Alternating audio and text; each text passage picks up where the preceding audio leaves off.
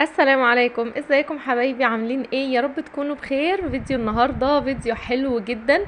وهنعمل مع بعض بوكيه للعرايس بطريقه سهله وبسيطه ان شاء الله. يا رب يعجبكم.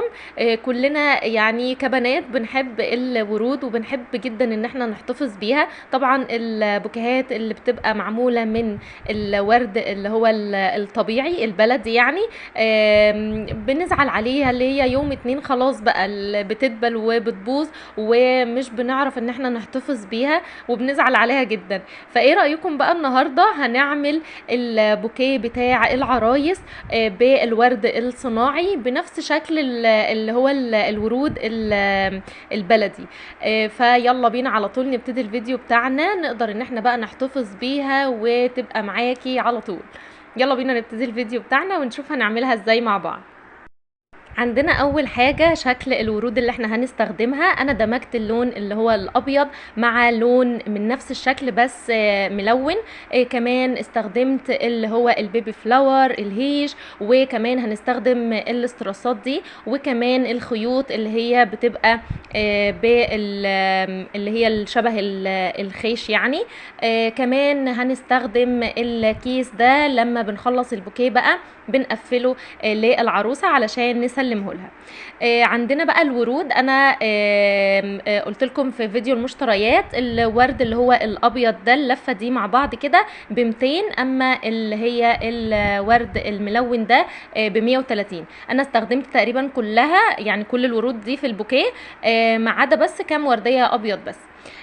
طيب تعالوا بينا بقى. اول حاجه انا شفتوا ان انا قطعت الورد ازاي. انا بلفها كده في نفس المكان هتلاقوا الورد اتقطع معاكي، يا اما تستخدمي اللي هي القصافه. اول حاجه بقى بنستخدمها الهيش. ببتدي ان انا انا جبت اللي هو فرع كده وقصيته من فوق وركبتهم جنب بعض كده بالشكل ده وثبته ببلاستر. وبعد كده قصقصت بقى الحاجات اللي هي بتبقى زياده لان هو بيبقى طويل قوي. جبت بقى اللي هو الفروع اللي هي الشكل ده، وببتدي ان انا اثبتها كمان باللزق. يعني بقى عندنا الثلاث اشكال اللي جبناهم استخدمناهم اللي هم الشبه الهيش. استخدمنا بقى الثلاثه كده بالشكل ده. ببتدي اول حاجه ان انا ارص بقى الورود. طبعا عندنا اكتر حاجه هنستخدمه اللون اللي هو الابيض بما ان هو للفرح يعني، فبيكون اللون الابيض اكتر. وببتدي ان انا اثبت، يعني حطيت 3 ورود كده في الاول بثبتهم باللزق كده بالشكل ده. وبعد كده ببتدي ارص اللون اللي هو اللون اللي معانا. طبعا الالوان ممكن بقى نستخدم اي الوان احنا حابينها، هي نفس الفكرة ده يعني. احنا ده الشكل اللي هو بيكون طويل. جبت بقى اللي هو الخيط بتاع الخيش، وبدأت ان انا اثبته من فوق كده بالشكل ده علشان هبتدي الف بقى الورود بعد كده بالخيش عشان الشكل من ورا يكون حلو في البوكيه. الهيش بدأت ان انا اثبته على الورود كده علشان يكون يعني لامم البوكيه من ورا، فاهميني؟ يعني يكون شكل البوكيه من ورا كده مليان بالهيش. بفرده كده يعني بالشكل ده. بس كده ثبت الخيش بقى الورق اللي هو اسمه ايه الخيط بتاع الخيش. وبدأت ان انا ارص بقى الورود الملونة. يعني عندنا هندخل بقى اللون الابيض وبعد كده ندخل اللون اللي هو الورد الملون. انا استخدمت الورود نفس الشكل. ببتدي بعد ما بثبتها كويس جدا طبعا يعني ببتدي ان انا احط طبقة كمان او 3 ورود كمان من اللون اللي هو الابيض. كل شكل للبوكيه بيختلف طبعا، يعني احنا لو هنعمله شكل المدور ده بيكون ليه بقى طريقة تانية. ده الشكل اللي هو بيكون طويل. تمام. حطينا كده الطبقة اسمه الصف كده من الورود، وبدأنا ان احنا نثبتها بالخيط. وحطيت وردتين كمان من اللون اللي هو الملون يعني، وثبتها كمان. وببتدي بعد كده احط يعني نفس الفكرة يعني صف تاني من الورود البيضة، وهكذا لحد بقى ما اشوف انا عايزة البوكيه بتاعي يكون طوله قد ايه، يعني على حسب يعني انا هعمل البوكيه قصير طويل زي ما انا بقى عايزه. فاهميني؟ انا استخدمت الورود اللي هي الملونه دي كلها، واستخدمت كمان الورود البيضه ويعني اللي هو ايه، سبت بس كام ورديه كده، تقريبا استخدمتهم كلهم ما عدا بس كام ورديه في النهايه. فهو ما شاء الله يعني كان بوكيه كبير يعني وحلو. بدأت بقى اللي هو الحاجات اللي هي الطويلة بقى، علشان الورود مسكة البوكيه من نفسها من تحت، بقصقص اللي هي الحاجات الزيادة بالقصافة. وبدأت ان انا الف الخيط بتاع الخيش، وبثبته في النهاية بالشمع. البيبي فلاور ببتدي بقى اشوف الاماكن اللي محتاجه ان انا احط فيها البيبي فلاور. يعني انت شغاله كده بيكون ليكي بقى نظره، فاهميني؟ يعني مكان فاضي ببتدي اثبت فيه او احط فيه اللي هو البيبي فلاور. لو عندنا شكل تاني من الورود اللي هي بتبقى صغننة دي، ممكن ادخلها كمان معاه، يعني زي ما انا عايزة. كمان هجيب اللي هو الهيش، وهبتدي احط منه كمان في الاماكن اللي هي الفاضية دي، وادخله في البوكيه نفسه عشان يكون البوكيه كله كده متناسق مع بعض. طبعا البيبي فلاور بثبته ما بين الورود كده بالمسدس الشمع زي ما شايفين معايا، علشان يثبت وما يقعش مني ولا اي حاجه.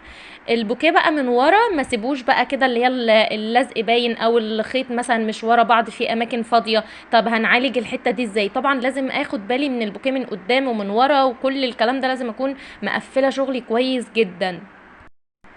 ببتدي بقى اجيب شوية هيش. طبعا حطيت بالمسدس الشمع الاول لزق كده على الطول، وبدأت ان انا اثبت الهيش كله عشان يكون متقفل من ورا كله بالهيش.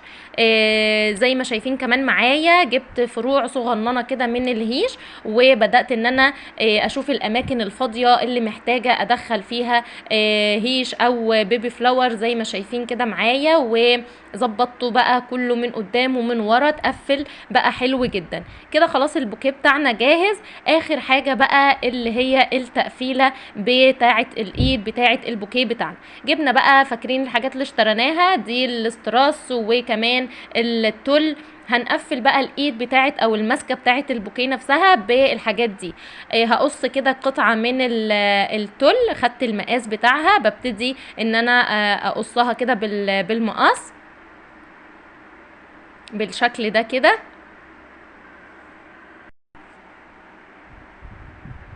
وهبتدي ان انا اثبتها على البوكيه من ورا. بقص بس اللي هي البدايه بتاعه الخيوط دي، يعني قطعه كده علشان ان انا اربطها بقى بيها واثبتها بيها كويس جدا. بثبتها الاول بالمسدس الشمع، وبعد كده بديها بقى اللي هي ايه، بربطها بقى كويس جدا، يعني اللي هي لفتين كده بس بالرباط. وعلشان تكون متثبته لازم اكون مثبته كل الكلام ده كويس جدا. يعني البوكيه الصراحه اللي هو يعني ايه بتمرمط يوم الفرح، من الايد دي للايد دي للايد دي. ف لازم نكون مثبتين شغلنا كويس جدا علشان مفيش اي حاجه تفك او تقع منه او نلاقيه اتبهدل. فثبته كويس جدا كده اللي هو يعني حته كده من التل، من نفس التل يعني، وربطته بيها طبعا علشان يكون شكلها حلو، يعني ما تكونش ظاهره اي حاجه تانية ان انا ادخلها مع التل ولا حاجه. كمان عملت حته كده من التل، قصيت حته كده من التل، وبصوا بشدها كده فبتتشد معايا وبتدي شكل حلو. هربطها بقى في يونكه كده واقفل التل من فوق بالشكل ده.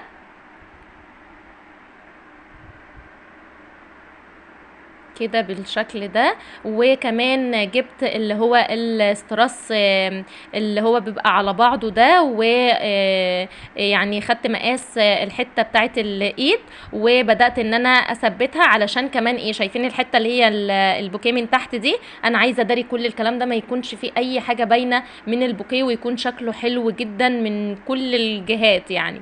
فثبت الاستراس كده بالشكل ده، وفي نفس الوقت يكون شكله حلو. فمني هيدي طبعا شكل حلو جدا للبوكيه. جبت كمان اللي هو فص كده من الاستراس، ولزقتها فوق بالشكل ده عشان يكون شكلها حلو، يعني مديه شكل حلو جدا. تفاصيل بسيطة ولكن بتفرق، مسكة البوكيه بتفرق بقى في الشكل بتاع البوكيه في النهاية. جبت كمان برفيوم، وبدأت ان انا ارش عليه اللي هو ال البرونز اللي هو بيبقى ناعم، اسمه ايه، اللي هو بيكون بودرة. وقفلنا بقى البوكيه زي ما شفتوا كده في النهاية كده، البوكيه بتاعنا خلاص جاهز. تعالوا نعمل بقى الدبوس بتاع العريس من نفس البوكيه. بقيت وردية كده صغننة، وحطيت ليها اللي هو الهيش، وفرع كده من البيبي فلاور. بثبتهم بقى كده ازاي، لفيت عليهم، طبعا بكون قصاهم ومسوياهم كده من تحت. لفيت بقى عليهم خيط الخيش، وكمان بثبت بمسدس الشمع، وبلفه كده كام لفة، وببتدي ان انا اثبت في النهاية برضو بمسدس الشمع. يعني بسيب اللي هو الورد يكون باين من فوق ومن تحت كده زي ما شايفين معايا. كمان حطيت اللي هو استراس كده بالشكل ده عشان يدي شكل حلو معانا للدبوس، يعني يكون فيه لمعة حلوة كده بالشكل ده. وكمان حطينا ليه فص من الاستراس، ثبتناه كده معانا بالشكل ده، شكله حلو جدا. بنبتدي بقى نلزق الدبوس من ورا علشان بتبقى بتتثبت يعني في البدله بتاعه العريس. وكمان رشينا عليه رشه من اللي هي اللي هو البرونز اللي هو بيلمع. بس كده، ده الشكل النهائي اهو، شكلها حلو جدا، سهله وبسيطه، وبتكون من نفس البوكيه بتاع العروسه، فبتكون حلوه جدا. وبس كده، ده الشكل النهائي للبوكيه بتاعنا. رشينا عليه رشه من البرونز اللي بيلمع ده. بثبته ازاي عليه، بالبرفيوم، يعني برش كده شويه برفيوم على المكان اللي انا عايزه اثبت عليه شويه لميع من ده، وبرش بسرعه، فاهميني، فبيثبت عليه. طبعا الزياده بيقع عادي، مش مشكله. بس بيكون في يعني ايه اللي هي الاماكن اللي رشينا عليها مباشر، ورشينا بسرعه البرونز، فبتثبت عليه على الورود، يعني ما تقلقوش. بس كده، ده الشكل النهائي للبوكيه بتاعنا، شكله حلو جدا، سهل وبسيط، ويا رب اكون قلت كل التفاصيل.